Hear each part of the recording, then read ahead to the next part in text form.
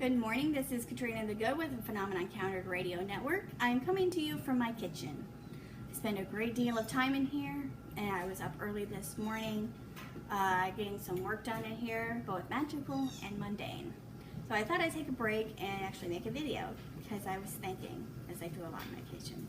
So I do some of my best thinking in the shower and in the kitchen. It's weird. Anyways, what I'm actually doing in mundane this morning is I'm learning to can. And I'm at my first attempt right now. I'm using the boiled bathwater method. I got about an hour and a half left before I can see if my green beans will ping. Ping, I think that's what they call it. So wish me luck on that. I've wanted to learn to can for a long time, and I finally got all the tools and everything I need together to do so. So I'm just waiting to see how successful I am. Magically this morning, I'm actually going to attempt to make my own set of runes. And that my idea of preparing to make my runes is actually what was my inspiration to make this video. And that is kind of discussing my path or how I became a kitchen witch or a cottage witch. They're kind of interchangeable a little bit. There are some differences, but they're quite similar.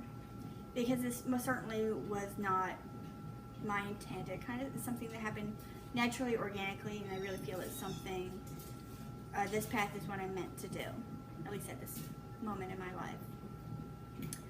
When I first started learning magic, I was 19 years old, and I had very little interest in all things domestic. I was in school, I was working, and that was my biggest thing. I was never really interested in cooking. I was cleaned decently, however, I just kind of did the bare minimum or what my mom made me.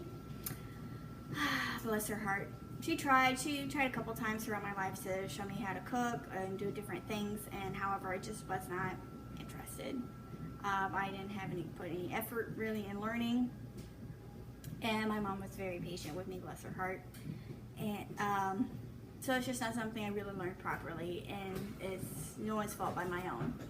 As I got older, I got into a relationship with a very handsome young man, and then I married that very handsome young man, and I realized, the importance of keeping a home, the importance of nourishing our bodies properly, and how those things really affect us, not just physically and emotionally, but spiritually as well.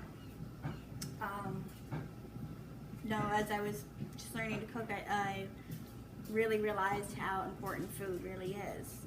Holidays all around the world, food is a very important aspect of celebration. It brings people together, even if it's just that one time a year. They come around for that special meal, and it's just like old times, and there's that connection right there.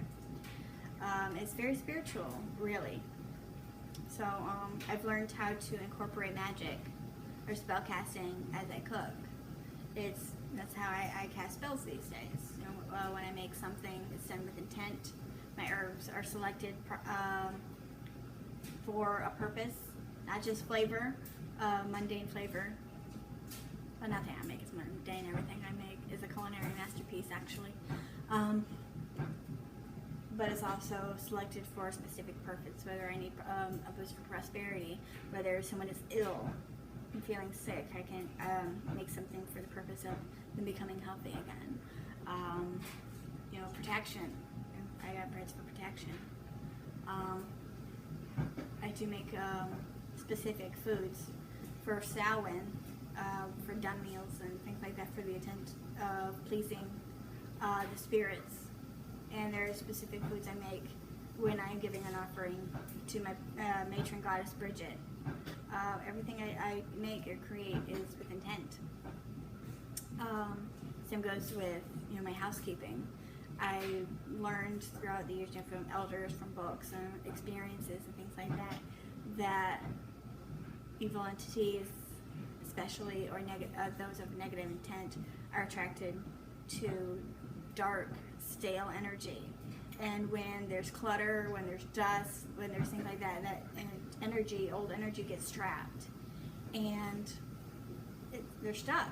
It's all trapped in these, that builds up into hostility, not just between people that are living in a home. That affects them physically, mentally, and emotionally, and spiritually. It attracts dark energy. It attracts dark entities that have evil intent, because there's an endless supply for them to feed off of. So when I'm cleaning with intent.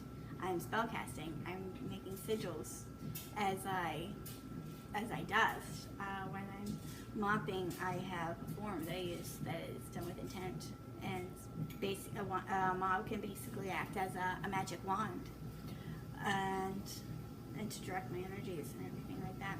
That's really how it kind of morphed into that as I matured a little bit and realized the importance and significance of many of these tasks that many people see as grueling or tedious. I now view as very magical and beautiful. Now, it also got me thinking, it's like, makes me feel closer to my ancestors. I'm of Irish descent, Italian descent, things. But in the old days, witches and the cunning women, and the cunning folk, and the cunning men, the medicine men, they didn't have always access to amethyst runes. They didn't have access to crushed velvet robes and all these beautiful things that we have access to these days, they're all wonderful, they're all beautiful, and I love every aspect of ritual and ceremony. It's just incredibly beautiful. However, in the old days, that's just not something that everyone had access to. So when I'm doing all these things, I'm using only things that I have. There's only a few things anymore that I've bought that I still have. Actually, one thing I have is my wand that I actually purchased. It's very simple, it's very beautiful, and I love my wand. But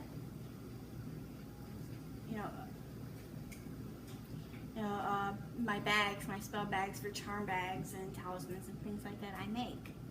I knit and crochet, and I've incorporated that into my spell work as well, as I mentioned showed in another video. It's like putting the craft into witchcraft. It's really one of the most beautiful parts about being a witch, is creating something with your own two hands and creating it with intent, and it's going to be powerful and magical and beautiful.